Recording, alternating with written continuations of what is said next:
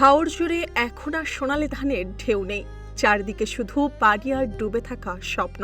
যে ফসল ঘরে তোলার কথা ছিল কয়েকদিনের মধ্যেই, তা এখন পানির নিচে নষ্ট হচ্ছে।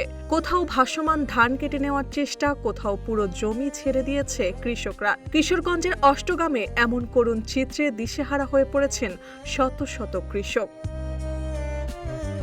কিশোরগঞ্জ সদর উপজেলার অষ্টগ্রামের আব্দুল্লাপুর হাওর টানা বৃষ্টি ও উজানের ঢলে সৃষ্ট জলাবদ্ধতায় শত শত একর জমি পাকা ধান তলিয়ে গেছে। হাঁটু থেকে কোমর পানিতে নেমে কৃষকরা কষ্ট করে ধান কাটছেন, কিন্তু অনেক ক্ষেত্রেই তার ঘরে তোলার উপযোগী থাকছে না। জমিতে পানি জমে থাকায় হারভেস্টার মেশিন ব্যবহার করা সম্ভব হচ্ছে না, ফলে দ্বিগুণ খরচে শ্রমিক দিয়ে ফসল কাটতে হচ্ছে। স্থানীয় কৃষক কামরুল ইসলাম ও বেলাল ভুইয়া জানান, জলাবদ্ধতার কারণে হাওরের ফসল তলিয়ে যায়। এতে শুধু উৎপাদন খরচই বাড়ছে না, অনেক কৃষকই তাদের পুরো ফসল হারিয়ে ঋণের বোঝায় পড়েছেন। আমাদের হাওরে 500 একর জমি পানিতে তলিয়ে গেছে এবং এই গ্রামের শত শত মানুষ উপজেলা নির্বাহী মহোদয়ের কাছে আমরা আবেদন করেছিলাম। আবেদনের প্রেক্ষিতে আমরা কোনো সাড়া পাই নাই। আর আমাদের হাওর তলিয়ে যাওয়ার কারণ হলো শিবপুর নদী।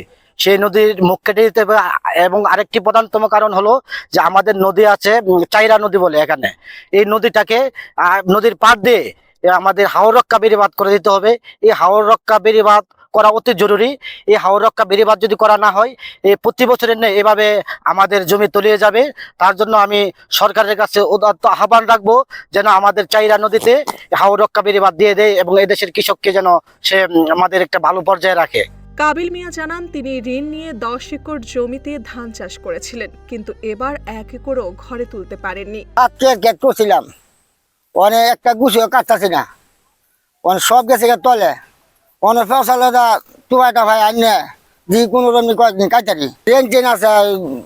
এটা করছি 2-3 লাখ টাকার মতন আছে, ঋণ আছে 2-3 লাখ টাকা ঋণ আছে।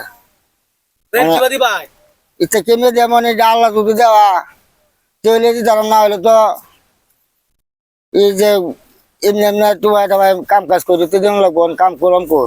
অন্যদিকে রতন মিয়া বলেন, পচে যাওয়া ধানও কেটে নিতে হচ্ছে, না হলে তো কিছুই থাকতো না। 40 কের ক্ষেত করছি, 40 কের ক্ষেত হয়ে গেছে তলয়া। এখন কি করি, কেমনে কি করি, মানে সব গেছে তল হইয়া, মানে বাচ্চা কাচ্চা কি করে ফালি বা নিজেরা কেমনে চলি, এই দুঃখ আমরা কই কই কার কাছে যাই, কোনো সুযোগ সুবিধা নাই। আমি কলিমপুর হাওরে ইটকলার পাশে 40 কের জমি করছি ঋণ করিয়া করছি। একবার 40 কের জমি আমার তল হয়ে গেছে, আর কোনো কাটার মতন কোনো বাড়ি নাই। এখন আমরা কি করি, কই যাই, কোনো দুঃখ বলার জায়গা নাই। নিজেই কি খাই, বাচ্চা কাচ্চারা কি খাওয়াই, এই ব্যবস্থা আর কোনো নাই এখন বর্তমান। এটার লাগে আমরা গেছে বছর টিউনু বরাবর গেছি, গিয়া দরখাস্ত করছি যে আমরা এই শিবপুরের নদীটা কাইটা দিলে আমরা যান বাঁচবো, কিন্তু আজও পর্যন্ত কিন্তু কিচ্ছু হয় না। কৃষক ইকবাল হোসেন বলেন, ফসল ভালো হয়েছিল, কিন্তু সব পানিতে তলিয়ে গেছে। এখন ঋণ কিভাবে শোধ করব সেই চিন্তায় আছি। আমাদের করার সময় ফুটি করে 12 থেকে 14,000 টাকা খরচ। এরপরে আমরা লাগানোর সময় যে সার পানি দিছি, বীজ দিছি, কীটনাশক দিছি, এই কীটনাশকগুলো আমরা বেশি দাম দিয়ে কিনছি। আমরা বার্জিং খরচ এমনও বাড়ছে। এরপরে আমরা কাটতে খরচ লাগতেছে, নিতে খরচ লাগতেছে। বালা দাম 700 টাকা ব্যস্ত আছে, আমরা এটা 200 টাকা কর না। চাইলের ভিতরে যে কোড়াটা 300 টাকা ব্যস্ত আছে, 350 টাকা ব্যস্ত আছে। আমরা ধান 400 টাকা। আমরা অনেক কৃষক এমন একটা পরামর্শ কইরাও শিখছি, মানে কইরা আমরা এমন একটা এর মধ্যে ফর্জার মধ্যে পড়ছি, আমরা মানে ধান বাড়ি নিতে পারতেছি না। খোয়াই নদী ভরাট এবং হাওর রক্ষায় বাঁধ না থাকায় প্রতিবছরই এই সমস্যা দেখা দিচ্ছে।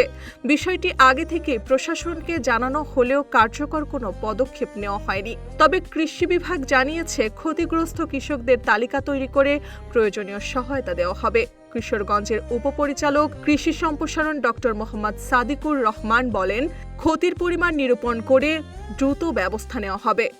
চলতি বছর বেশ কিছুদিন যাবতই কিছু কিছু বৃষ্টি হচ্ছে এবং প্রায় প্রতিদিনই বৃষ্টি হওয়ার কারণে অষ্টগ্রাম উপজেলার আব্দুল্লাপুরে এবং হোসেনপুর উপজেলার পানানবিলে বেশ কিছু জমির ধান ইতিমধ্যে তলিয়ে গেছে। এই তলিয়ে যাওয়া জমির পরিমাণ এবং কি পরিমাণ জমির ধান ক্ষতিগ্রস্ত হতে পারে তার একটা পরিদর্শন আমরা করছি এবং একটা হিসাব নেওয়ার চেষ্টা করছি, এবং ক্ষতিগ্রস্ত কৃষক কতজন হতে পারে তারও আমরা জরিপ কাজ অব্যাহত রেখেছি। খুব সম্প্রতি আমরা এই বিষয়ে একটি চূড়ান্ত রিপোর্ট তৈরি করতে পারবো বলে আশা করছি, এবং রিপোর্ট তৈরি করে আমরা সরকারকে অবহিত করব যাতে ক্ষতিগ্রস্ত কৃষকদেরকে আর্থিক বা অন্য কোনোভাবে সহায়তা করার সুযোগ পাওয়া যায়। এ অবস্থায় জলাবদ্ধতা নিরসনে, নদী খনন ও হাওর রক্ষায় বাঁধ নির্মাণে দ্রুত কার্যকর পদক্ষেপ নেওয়ার দাবি জানিয়েছেন স্থানীয় কৃষকরা।